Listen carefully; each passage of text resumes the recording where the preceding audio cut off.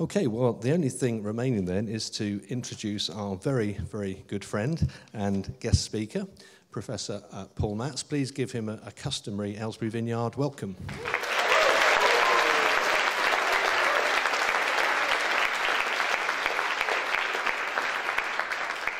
Well. Good morning, Aylesbury Vineyard. It's fantastic to be here. And I need to thank, first of all, our fantastic friend Stephen Lynn for inviting us to come this morning. That's my lovely wife, Ali, in the front row here. Stephen Lynn and I, and Ali go back, must be, since the Second World War. No, it feels like it, but must be, 25 something years, and across that time, we've laughed together, we've cried together, we've believed together for people, we've ministered together, and what a privilege to come and speak at your church. Absolutely fantastic. And I'm sure you know how lucky you are to have these guys, by the way. Wonderful couple who just love the Lord to bits. So I think I'm probably the wild card this morning in terms of your speaker roster for the year. Really, this talk was something that we put on as a church in terms of a series of hot potato subjects in the evening. And by the way, we're from a church called Equippers in Chertsey in Surrey, and we bring with us the greetings of the church. And it was put on a Sunday night, and really we just address topics which are, I guess, controversial by nature. And that's why I'm here this morning to talk on this subject, the great divide. Can God, science, and faith coexist? And maybe by word of introduction to me personally, my grandfather was a guy called the Reverend Percy S. Brewster. He was a great Elim Pentecostal pioneer. My father, likewise, was an Elim Pentecostal minister.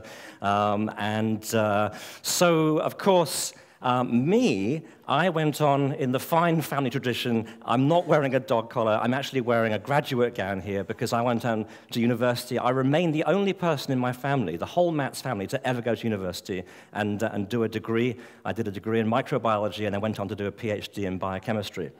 So in terms of my journey with the Lord, really in my teenage years, I knew a lot about God, but who knows that knowing a lot about God does not qualify for being his son or daughter. You have to know God, and that's the whole point of why Jesus came, that we might know him and understand him. And so at age 18, in a pretty apocalyptic night, a kind of Pauline conversion, I came to know Jesus Christ as my personal friend.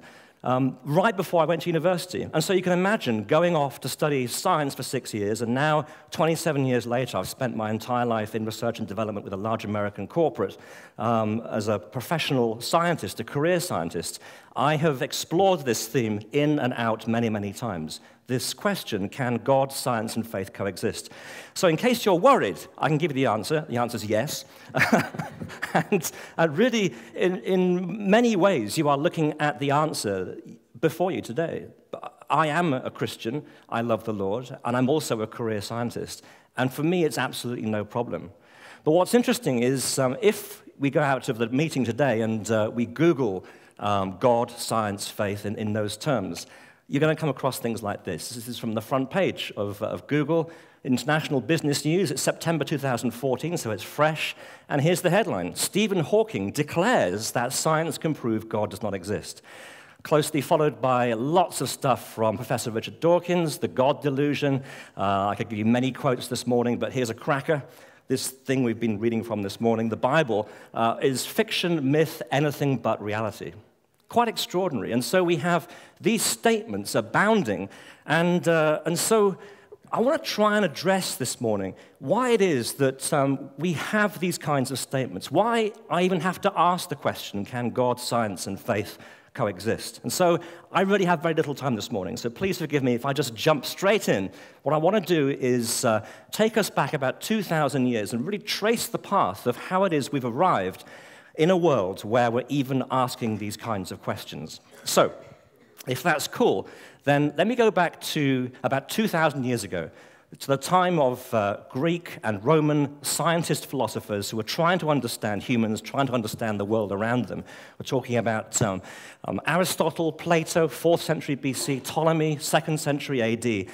And really, these men stood, and I was very interested, by the way, with your word this morning, looking at the night sky. these guys looked at the night sky and they tried to figure out, what is the place of the Earth in the universe? And they came to the conclusion, using the instrumentation at the time, that the sky rose in the east and set in the west. And so it was clear that the Earth, of course, was at the center of the universe.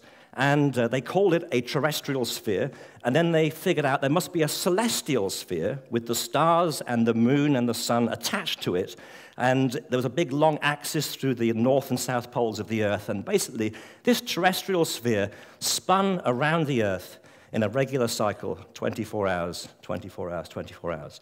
And it was called geocentrism, which basically geos for Earth, and so the Earth was the center of the universe. Now, you imagine standing under a night sky, and you're looking up, and maybe in a selfish kind of human way, you're feeling kind of pretty good, right? Because, you're at the center of the universe, and, man is the pinnacle of God's creation, and so it all kind of felt pretty good. And basically, this remit of geocentrism lasted until really the 15th, 16th centuries, when we now had much better equipment with which to study the universe around us. And so it was the priest and scientist. And by the way, watch out for the number of times I say priest and scientist in this talk. It's kind of interesting. Nicholas Copernicus, who developed really the first computational model of the universe. And really, he kind of figured out it wasn't as simple as the sky rising in the east and setting in the west. There was a lot more complexity to what was happening in the night sky.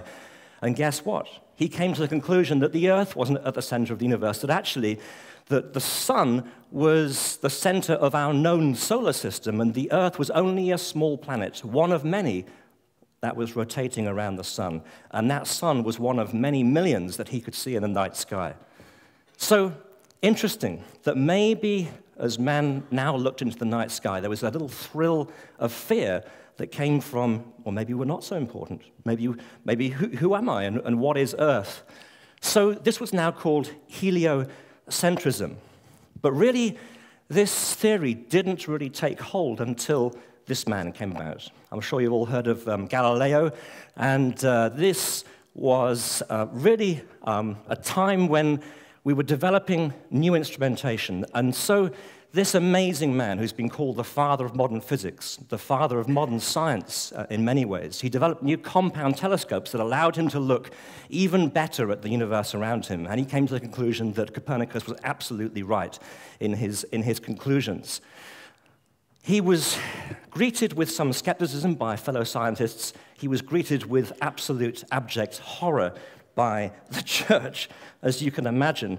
And so it was in about 1615, he was dragged before the Roman Inquisition, and heliocentrism, the idea that the sun was the center of the universe, it was declared heretical, and Galileo was told to stop teaching it, and books that taught it were banned. This is the dialogue between the church and science. It's not particularly good, is it? But, of course, scientists like myself, we can't unsee what we've seen. We can't recant what we know to be empirically true through observation. And so in 1631, you can guess what happened. He published another book, and in 1632, Pope Urban VIII summoned him once again before the Roman Inquisition. So in Rome in 1633, he was made to recant his theory publicly, the shame of it, and he was then placed under house arrest for the rest of his life. Isn't that unbelievable? The church did not engage in dialogue, then they simply shut the guy up. There's an urban myth that I so hope is true, that when Galileo left the court to enter into house arrest, he muttered under his breath, "And yet it moves," because he was a scientist. He had proven, as far as he could tell, that he was right, and he couldn't unsee what he had seen. But the point was this, that a dramatic blow had been dealt in terms of this notion that the Earth was the center of the universe. And so once again, as man stared into the night sky, maybe we began to think, what is my place? What is the place of the Earth? What is the place of human beings in this vast universe? But worst was to come. So we're talked about the universe. What about biology? What about the stuff of life? Up until about this point, there was a doctrine called abiogenesis, which basically means life from no life. And we can also call it spontaneous generation. And basically, this was the notion that if you just kind of looked at the world around you, there was spoilage happening, and so you saw maggots and flies emerging from putrefying meat. You saw fungus and mold growing on fruit. And it appeared to anybody, obviously we had any common sense, that this was a daily confirmation of the creative power of God. And in the beginning, God created the heavens and the earth, and he brought life from no life. And this appeared to be a daily confirmation of exactly this going on. But it was really about the time of Copernicus, a little afterwards, that we see the first challenge to this notion. Antony van Leeuwenhoek, who is one of my heroes, he's the first proper microbiologist. He, once again, developed instrumentation. Interesting, you see Galileo with the telescopes, you now see van Leeuwenhoek with the first proper microscopes. He developed a way of producing tiny lenses out of soda lime glass. And his little microscopes, about 5 centimeters in diameter, were now used to study a world that really nobody had even been aware of. The microscopic world. We're talking about bacteria and yeast and fungi and protozoa and viruses, etc., etc. And so, as he started studying these little creatures that he called animalcules, he started publishing letters that he sent to the Royal Society in London, and he became very famous. But here's the interesting thing, and let me read to you just a little section from one of his letters that says this: "A flea or a louse can no more come from dirt than a horse from dunghill."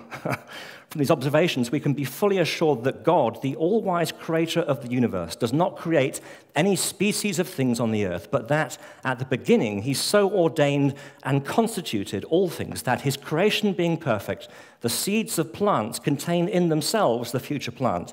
And this I take to be a certain truth, which prevails not only in plants, but in all living creatures whatsoever.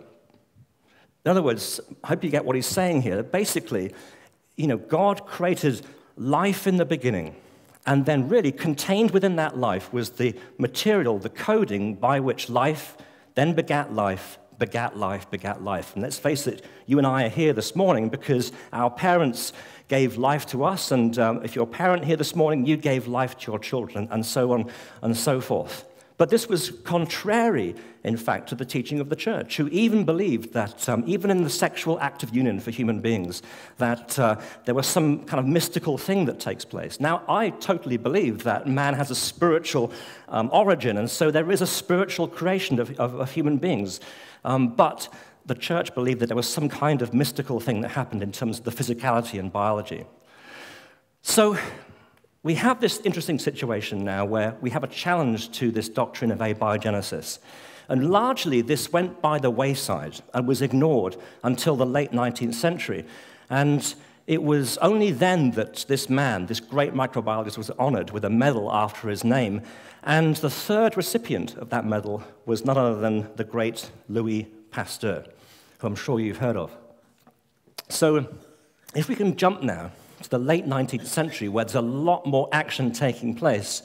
Louis Pasteur, this gentleman, chemist, scientist, he's regarded as the father of modern germ theory. In other words, once again, like van Leeuwenhoek proposed, that putrefaction, fermentation, disease itself, and this was the key that was the key to kind of his central scientific theorem, the disease itself was not some mystical event. It wasn't a punishment, but it was actually simply down to the invasion of microbial species, bacteria, yeast, fungi, viruses. And in a very famous experiment, which I don't have time to take you into this morning, but involves elegant flasks and boiled meat broth, he proved once and for all that it is not mysticism, it's not magic, that actually it's down to microbes.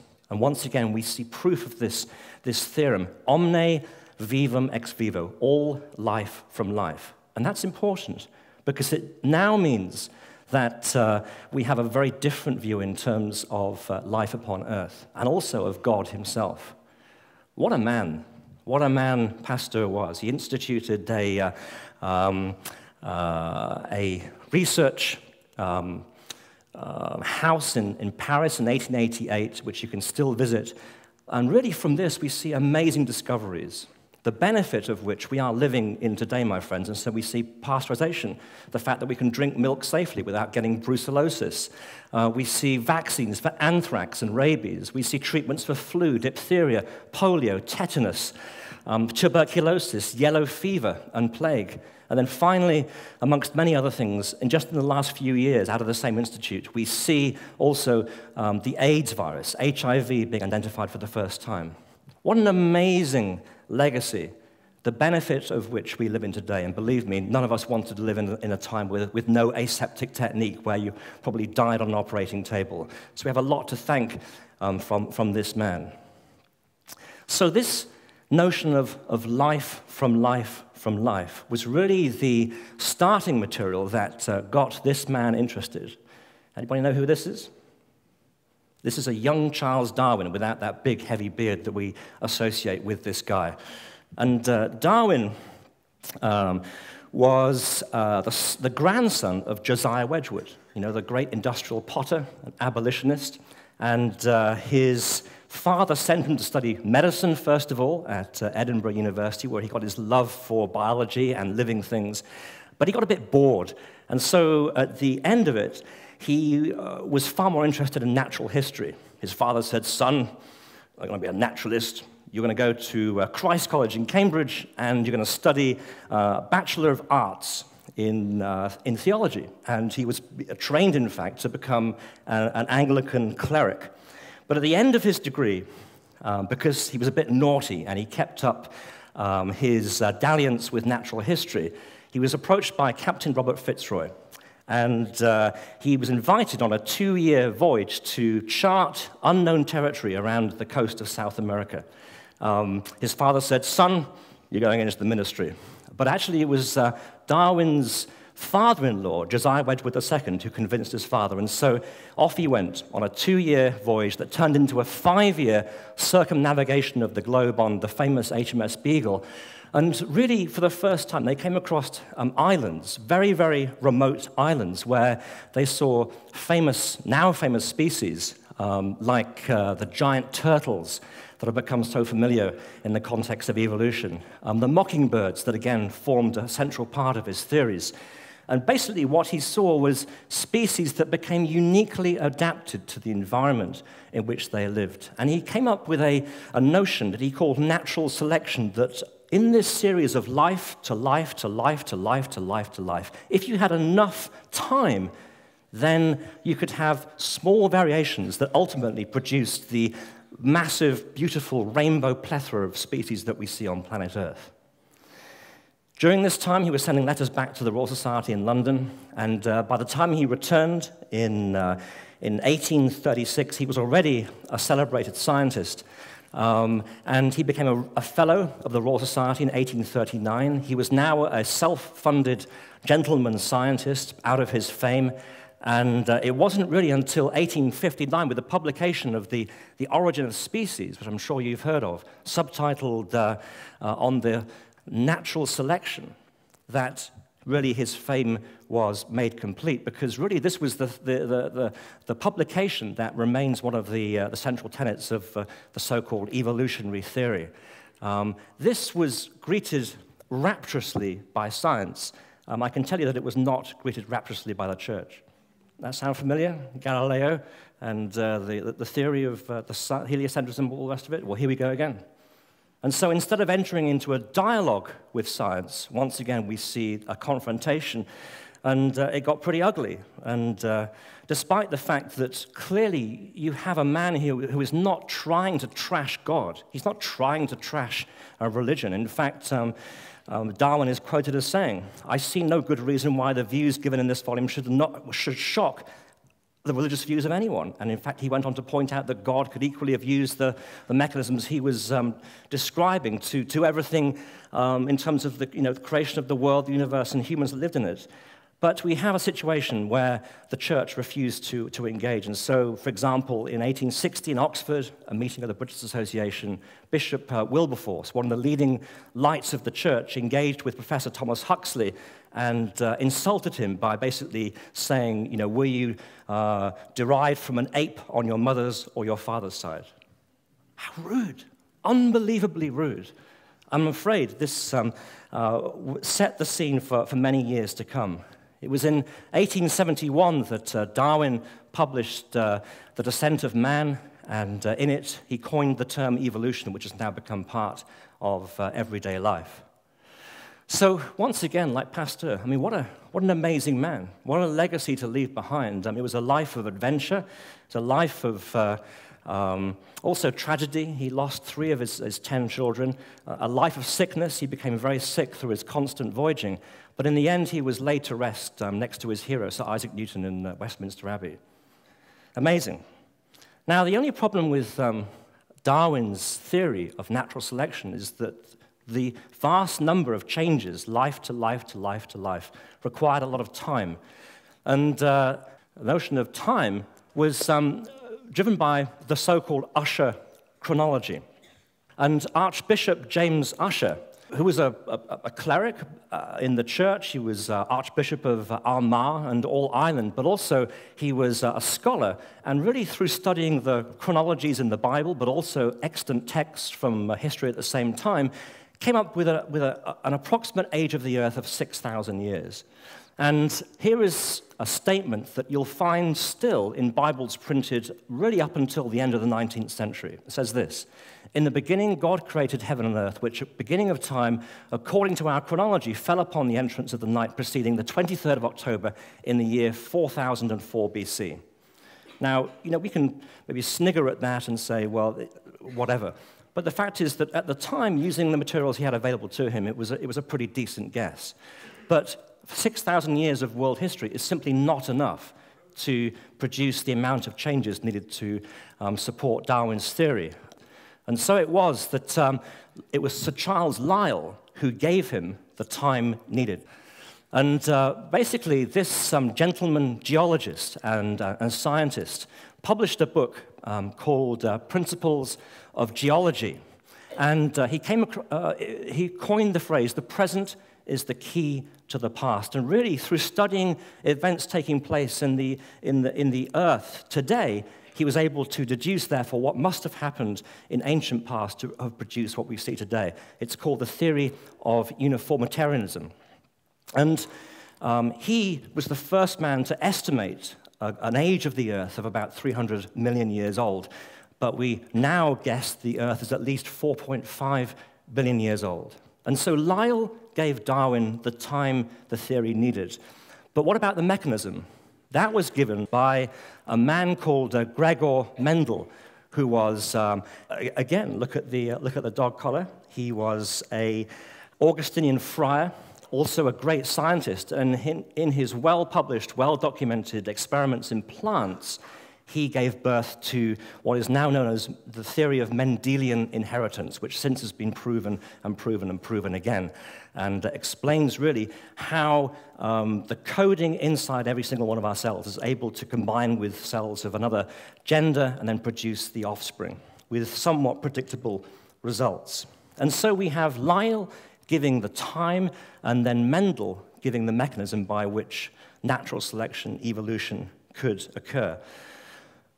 But there's other things taking place as well. And so to complete the story and bring it up to date, we have two great scientists, Monseigneur Georges Lemaitre, who again is a cleric, by the way. He's a priest, but also a fantastic scientist. And really, at the time he was working, we had emerging theories of a cooling and expanding universe. And so he theorized that at one point, if that was the case, then maybe the universe was in one place at one time. And it was really the origins of the so-called Big Bang theory that Edwin Hubble supported, and finally Fred Hoyle, in a 1949 BBC interview, he coined the term the Big Bang, which we're so familiar with today. So, wow, we've been on a bit of a tour, but you can hopefully see Isn't it interesting, isn't it, how the last 400 years in this amazing scientific revolution, this amazing scientific renaissance, how we've gone from an understanding of the earth at the center of the universe, and of course it's not. An understanding that God is creating new things from nothing every day, and of course he's not. He's placed life and life and life, and the coding for that in all of us. And maybe we should ask the question, should this trouble us? Are you troubled after hearing all that? This lady is not, and I'm not either. Not troubled in the slightest. Did you hear any insult to God? I didn't personally. And so, really, why then are we seeing the publication of books like this, for example? And these are all scientists, by the way, and any of us can go out and order these books on Amazon after this service. Breaking the Spell by Daniel Dennett. The End of Faith, Sam Harris. Letter to a Christian Nation, Sam Harris. 6 Impossible Things Before Breakfast, The Evolutionary Origin of Belief. God is Not Great. How Religion Poisons Everything. Moral Minds. The Natural Origins of Right and Wrong. Amazing. These are all scientists, but may I suggest to you, my friends, this morning, that these scientists are straying way beyond their remit of describing the world and asking questions that science cannot possibly ever answer. Why is this? That symbol there, I'm not saying this is the only reason, but I'm saying to you, maybe go and Google this term humanism, because this little symbol here is called the happy human, and it's the international symbol of secular humanism. And I'm saying that it's gained far more hold in our society than we could ever expect. The roots of humanism can be traced back to Eastern cults from about 1500 BC to ancient Greece. But really, it was only in the 19th century that we saw the real rise of secular humanism. The British Humanist Society was founded in 1896. The American Humanist Society was founded in 1929. And the point is here, humanism is really atheistic in its basic tenet. It rejects any kind of faith-based analysis of the universe, and really is all about empiricism. That is measurement of the world around us. And so maybe if we start to see the kind of people that are signing up to humanism, so for example, we see names like Professor Julian Huxley, Isaac Asimov, Albert Einstein. Interestingly, after the Second World War, 3 main sections of the United Nations were taken over by very well-known humanists. Maybe if we look at today's society, it's no surprise that men like Professor Richard Dawkins, Fellow of the Royal Society, is also Vice President of the British Humanist Society. And maybe you remember this campaign in 2009 where he personally paid out of his own pocket for banner headlines to be pasted on the sides of London buses and billboards. There's probably no God, now stop worrying and enjoy life. Amazing. This man is a fellow of the Royal Society, and he's clearly got some kind of problem with the God that I believe in. So, as far as I'm concerned, you know, as we start bringing up these kinds of sentences that I think are very damaging, by the way, you know, setting up God versus science, I say, really? Really? Because you need to be very clear, who's asking that question? Who is asking that question, and what is their belief system? Because I don't believe that we have a problem with God versus science, but I do believe that we have certain scientists who have a problem with God. And so, this is what I believe. I believe that science and faith in God are just 2 sides of the same coin. They are 2 expressions of the same visceral impulse that's inside every one of us this morning, to understand the universe, to understand who we are and what we are, our place in that universe, and to wonder at the beauty surrounding us.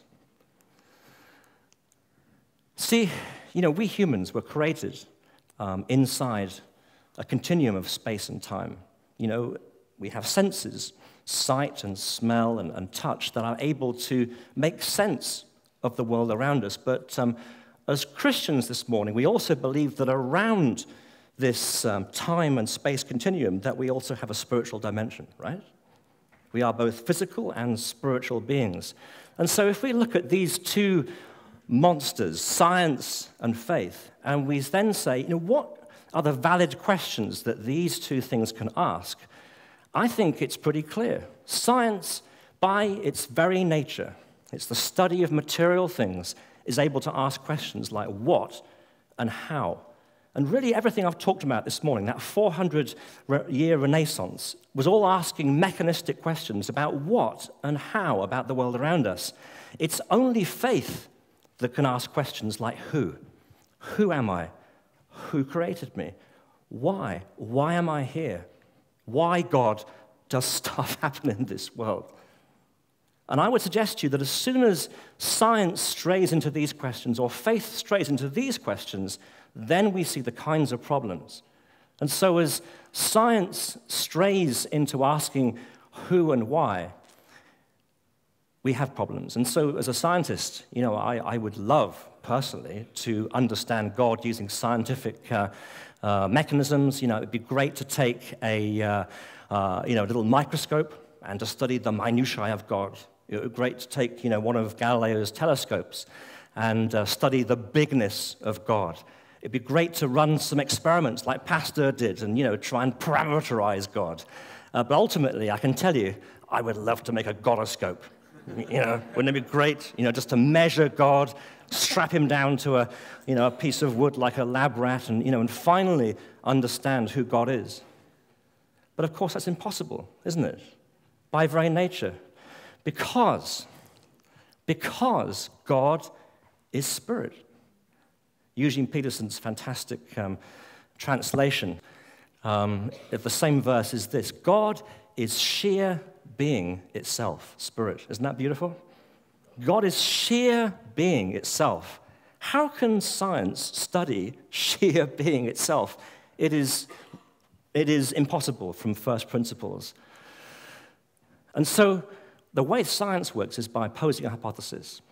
And then you do a whole bunch of research, and then you basically publish that research. And basically then you have a never-ending circle where the new research poses new questions, you make new hypotheses, and then you do some more research. And really this is the way in which science has progressed right from the beginning and is going on right now. But this process cannot study God by very nature. And so I come back to this statement that science and faith are only two expressions of the same visceral human impulse that's in every single one of us this morning, to understand the universe, to understand our place in it, and to wonder at the beauty surrounding us. So that's what happens when science strays into faith. But what happens when faith strays into science? I think it's equally disturbing, and I've heard it said that this word here has done more damage to the credibility of the church than anything else in the 21st century. I'm not a big fan of this term creationism, if I'm being totally honest, and you're welcome to talk about that with me over coffee afterwards if you see it differently. I've got no problem with that. But personally, really, is the church's remit to teach cosmology and to teach physics and to teach chemistry and to teach biology? That's nonsense. The last time I looked at the remit of the church was to heal the sick, to open the eyes of the blind, to preach the gospel of Jesus Christ, and declare the year of Jubilee, the year of the Lord's favor. That's the remit of the church. And so we need to be very careful, my friends, in pointing out the problem with science, when actually we need to watch that we don't stray into the very same thing. And so I told you at the beginning, I have no problem with being a Christian and a scientist. And I want to put this to you as well, that however God did it, if you only get hold of this, Genesis 1, verse 1, it's no coincidence, it's the opening verse of the Bible. In the beginning, God created the heavens and the earth. So there was a beginning, and God ordained it. And moreover, God was responsible for everything that we see around us, including ourselves. And again, I love this word at the beginning of staring into the night sky.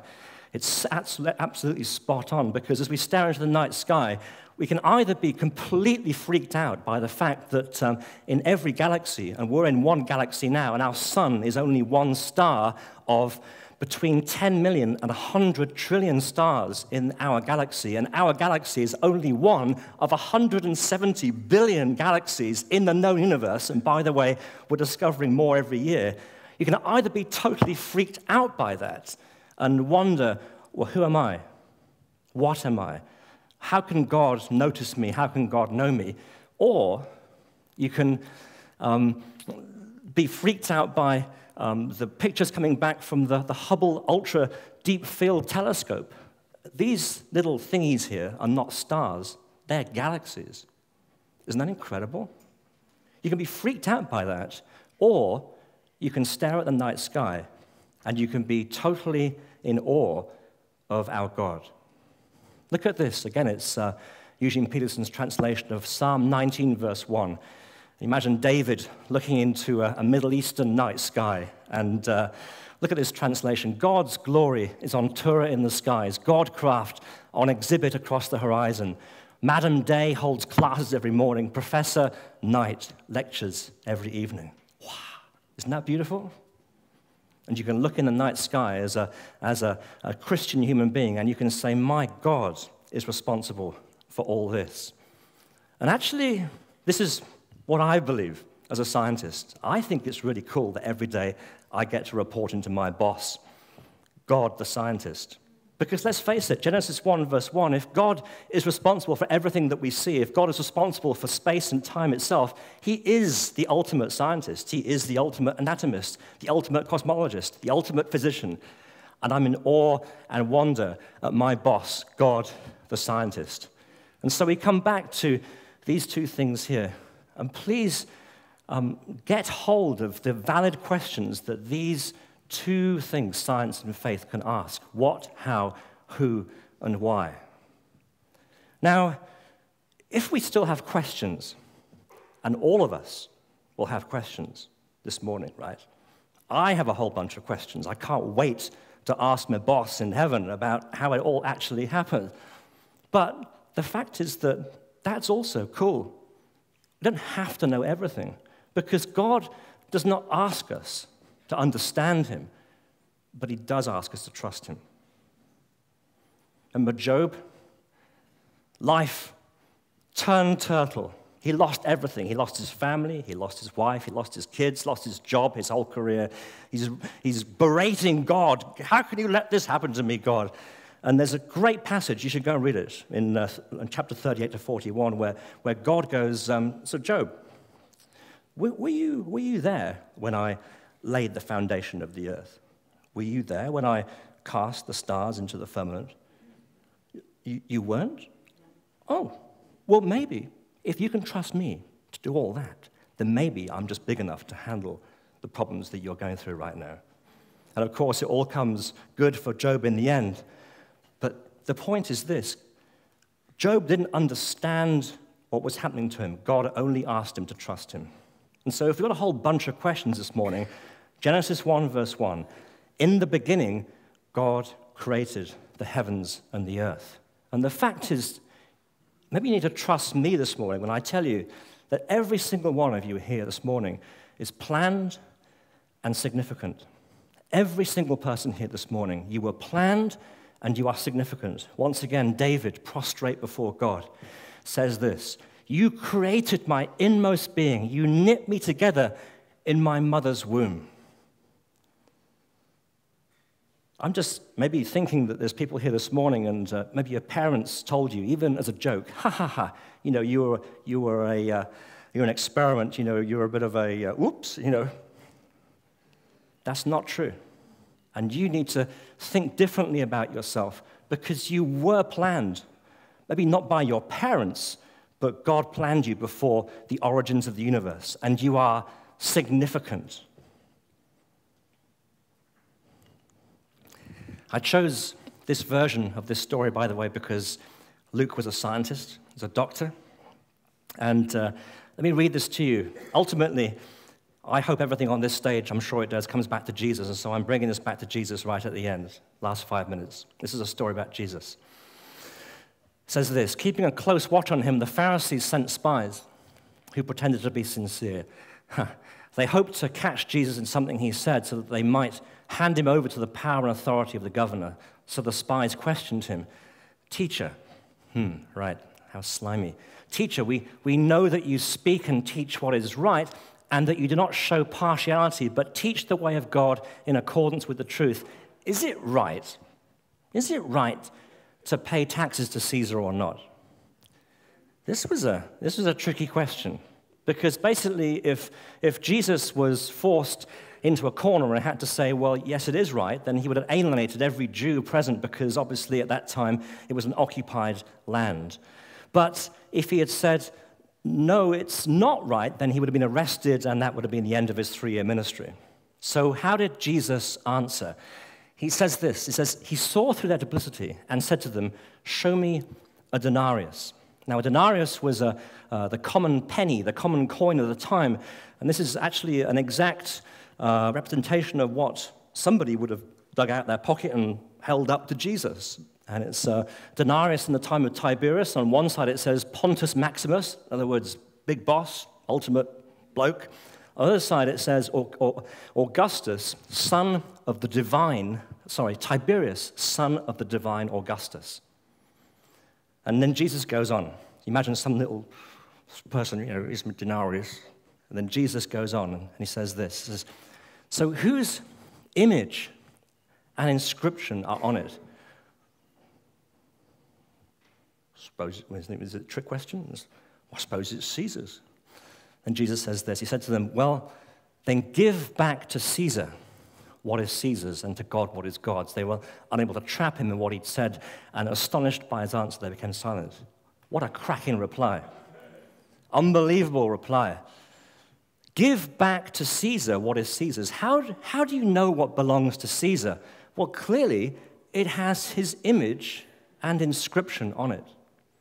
It's obvious. If it's his head, it's his name, we'll give it back to Caesar. But in the same way, Jesus said, well, make sure you give back to God what is God's. Can you see it coming? How do we know what belongs to God? Because it has his image and has his inscription on it.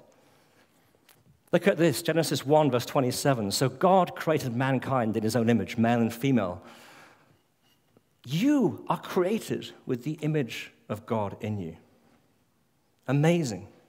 Looking this morning at a whole bunch of human beings, I'm also looking at a whole bunch of human beings with the image of God emblazoned, stamped upon your lives. I'm talking about things that separate us from the animal kingdom, and things like the power of rational thought, which obviously is the origin of science. God's creativity is in each one of us. It's the origin of the arts. We were made in the image of God.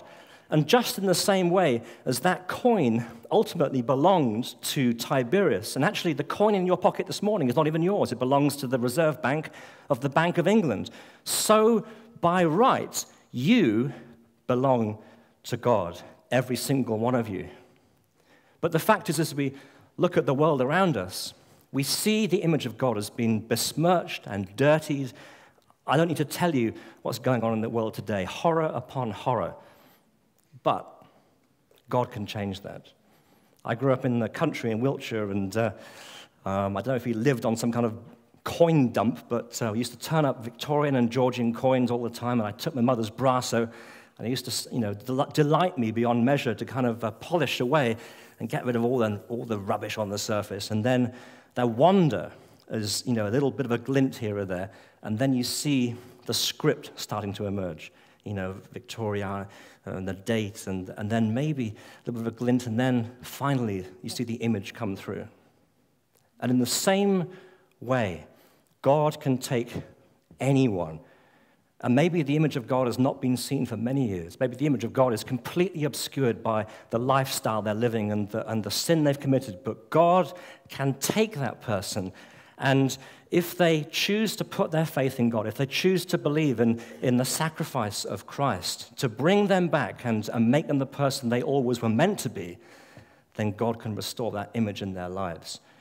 What does that mean? It means that you will become more you than you've ever been before. What will happen to me, you say? Well, stuff like joy and peace and patience. This doesn't sound bad, right?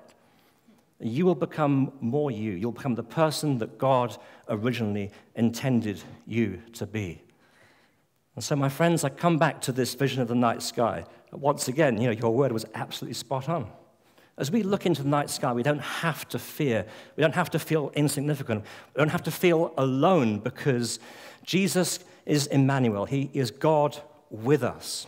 You are special. You are significant. God created you for a purpose. He has a great plan for your life. Genesis 1, verse 1, in the beginning, God created the heavens and the earth. Shall we pray together?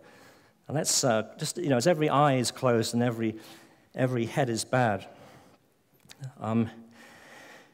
probably I'm speaking to, two types of people today. Maybe the first type is just people who you have felt insignificant. And you have felt, God's busy in the Middle East, or God's busy with my best friend, or God's busy with somebody who I just think is better than me. And I want to tell you this morning that that's not true.